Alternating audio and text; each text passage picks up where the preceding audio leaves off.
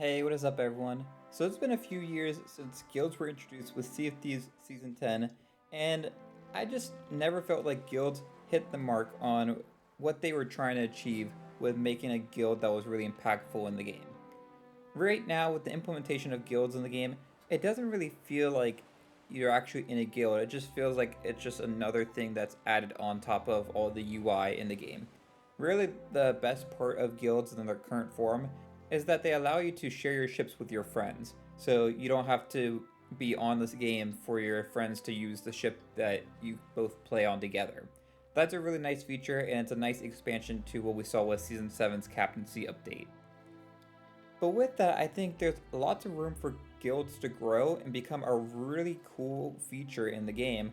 So in this video, what I want to do is just talk about some of these ideas. Some of them are going to be small updates or tweaks, and then others are going to be bigger features or additions. And feel free to let me know in the comments below your ideas that you have for guilds. So let's start off with something that I think is pretty fun that I think everyone would enjoy, which is guild outfits. We already kind of have guild outfits where we have like the chef outfit, the helm outfit, all those different things. But what I would like to see is for whoever the guild owner is or whoever has the certain role to be able to control it in the guild, is to be able to have a set of preset outfits that they can create for anyone in the guild to use. So basically they can make it so that they can customize what the hat, the jacket, the shirt, the boots, eye patch, all that stuff. They can basically take all the different clothing items, put them together, and turn them into basically a costume that any pirate that's in the guild can use while they're on a guild ship. I think this would be really cool, one, because it kind of gets to what we were wanting with kind of clothing presets in the past, but it also makes it so that if you have some like rare clothing items that you want to share with your friends, or if you want to have, say, like a matching outfit for all of your crew to wear, you can do all that. And I think for this to work out well, I think you need like a certain amount of preset slots. At least 4, I think, so you have at least 1 for each crew role. But 5 would probably be a little bit more ideal just to give a little bit more flexibility there. But I think this would be a really fun addition, and I think it'd be really nice to help with just using a lot of the cosmetics that we have in the game. And I think it's a natural evolution of what we've gotten with captaincy and guilds, where we've been able to have the ship cosmetics be able to be saved and then shared with friends, and now we could have our clothing be able to be saved and now be shared with friends. So it's kind of an evolution on that, I think. These next couple of ideas are all kind of together, and it deals with the guild emissary that we have in the game. So the guild emissary is the system that, similar to all the other trading companies, allows anyone that's in the guild, when you reach a certain level for your guild, you can basically put up an emissary flag, and it works similar to Reaper's Bones, where you can basically sell any type of treasure except for Reaper's Bones treasure to the sovereign tent, and you can get a multiplier for it. And I believe the multiplier is a little bit less than any of the other emissaries in the game, but you can sell basically any type of treasure, so you're not limited to just gold hoarder stuff or just Order of Souls stuff. You got any of them. But one of the problems with the guild emissary that a lot of players stick away from the guild emissary for is that once you reach grade 5 for the guild emissary, your ship is marked on the map for everyone to see. Now, I think this is fine for Reaper's Bones because that is core to what that faction is. But with the guild emissaries, they're more similar to just the regular PvE emissaries, just like gold hoarders and stuff. So I never really understood why they were marked on the map. For me personally, I'd rather a grade 5 not be marked on the map, but just make the multiplier a little bit less. Whether that's, only a 2 times multiplier or like a 2.2 multiplier instead of like a 2.5. Whatever that multiplier is, I think it would be better just to lower the multiplier so that it's, in line with all the other trading companies, but not have it marked on the map. Also talking about the guild emissaries, the other thing I want to see with the guild emissaries is that once you reach grade 5, I want it so that you basically can go to the sovereign tent and you can select an emissary quest. So if you're familiar with a lot of the other trading companies like Gold Hoarders, Order of Souls, or Athena's Fortune, that kind of stuff, you're able to get an emissary quest once you reach grade 5. Now with the guild emissary, you don't have that. You just get marked on the map and then nothing really happens. You don't get any special quest or anything like that. Now there's a couple ways they could do this. I think either one, you could do like a medley quest where you have like different, trading company stuff all mixed together. So you have like a little bit of Athena's Fortune, a little bit of Gold Hoarders, a little bit maybe a Hunter's Call, all that stuff kind of getting mixed together. That would maybe be a little interesting, but what I think I would prefer is for us to be able to just choose a specific emissary quest. Maybe have like a little menu pop up when you go to the sovereign tent, and then you just choose Do you want Athena's Fortune emissary quest? Do you want a Cold Hoarder emissary quest? Or just any of the ones that are available to you? I think that'd be a nice feature.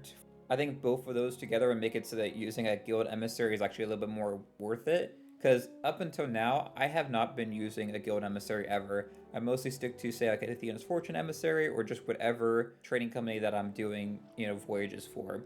I typically stay away from the guild emissary unless I'm really trying to progress that emissary ledger. Speaking of the emissary ledger, that gets into our next idea. I want to see the emissary ledger scale the reputation and the emissary ledger reward based on the size of the guild. One of the biggest problems with the guilds, and why a lot of players I don't think really like the guild system, is because if you don't have a lot of friends in the game, especially friends that play often, guilds just don't really work for you that well. The guilds really only work well for people that have a lot of friends that play Sea of Thieves often. If you don't have that, your guild's not going to do too well. So what I would like to see is encourage players to basically keep the guild to their core group of friends that actually play. Because right now, I think you're encouraged in the game to basically invite as many people as you can to your guild, just so that you have numbers essentially, so that you can try to maximize your emissary ledger gain and all that kind of stuff. And I think what you really want with a guild is just to have your core group of friends there that you can have fun with and all that stuff. And if the reputation that can be earned for it and the emissary ledger could scale for that, so like let's say if you have a small group of 5 in a guild that's doing the emissary ledger and they're working really hard towards it, they could get the same amount of points as, say, a guild of 20 that are also working really hard. So basically it's scaling based off the size of the guild rather than just, basically making a flat amount across the board. I think that would be a lot better of a system, so basically making it so it's a little bit more fair to guilds that are smaller size, and as well as making it so that people aren't just riding the coattails of others, because now if you change it to that, people are going to probably start looking at, people that aren't really contributing anything and be like, hey, if you're not going to help us, do anything, if you're just going to kind of sit there and get the rewards, not ever help us with anything, we're not going to keep you in this guild. You're not doing anything, you're not contributing at all. So I think you'll start seeing that if you make this change. I think that's actually a good thing. So all of that was involved in the guild emissaries, and those are kind of like small tweaks and changes that they could do. I think all of that would really make the guild emissaries a lot better and a little bit more impactful in the game. But moving on to stuff that's a little bit more fun, this next one I think would be a little bit more fun in terms of interacting with the guild as a whole. And this would be allowing guilds to create their own custom accommodations and titles for doing activities. So this would essentially be like you can create your own rules as like a leader of the guild for doing stuff inside the game. So like let's say for example, there's like a really tall rock in the game and you have to basically shoot yourself out of a cannon and use the harpoon gun to hit yourself mid-air and grab onto it and like land on top of it. And landing on top of it makes you earn this guild achievement and you unlock this guild title or something. I think that would be a really cool system and really fun for guilds to have, especially if you could make it so that you could actually have those in-game titles and guilds could set them up. This would be one of the harder things I think to add for the game. But I think it would be a really neat system to have for guilds to have like custom achievements where each guild could have, and then that would kind of really bring the guild together rather than what it is right now where you're really just individuals that are all kind of, able to use each other's ships. Whereas this, I think, would be something that could bond you together a little bit more. The next thing to kind of bond the guild a little bit more together is guild hideouts.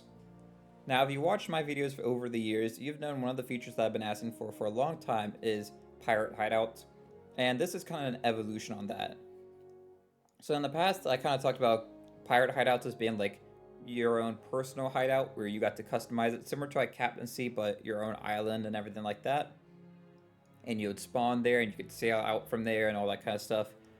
Guild hideouts I think would be a little bit different. It could potentially be its own private servers, maybe disconnected from the main Sea of Thieves world, which could mean so that you could have more than 4 people in there. So say if you want to have 16 people from your guild all together in your guild hideout, they could all get together in there and you could all just hang out and drink some grog or play some instruments or just talk or whatever you wanted to do.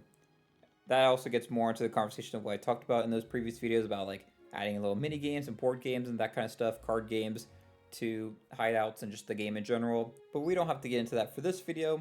Mainly what I'm talking about is just a guild hideout that is kind of like a shared private island. Maybe it's unlocked after reaching like level 500 for the guild or something like that. Make it like a pretty high level reward to unlock. Something like that I think would be really cool.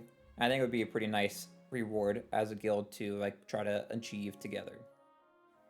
Now, something else I think would be cool to have at these guild hideouts, which goes into our next idea, which is shared guild gold deposit goals.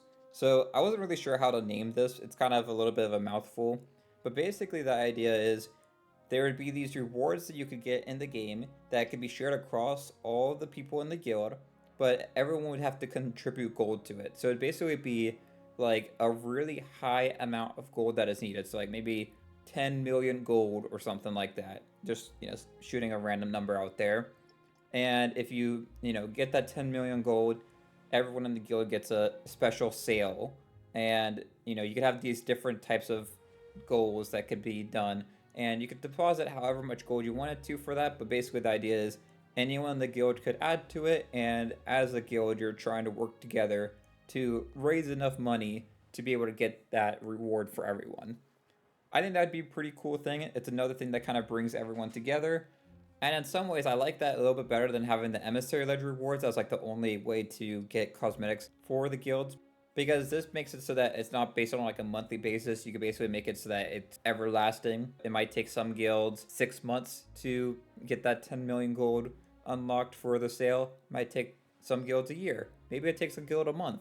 Depends on the size of the guild. It depends on the members, how much they want to contribute. It depends on a lot of stuff, but I think it would be interesting. And it kind of gets back to what I was saying before about, refocusing the guilds to be more based on like your core friend group rather than just expanding it to a ton of people. Because I think it's easier to convince your friends to like work towards a goal rather than just like a stranger online that you don't really know.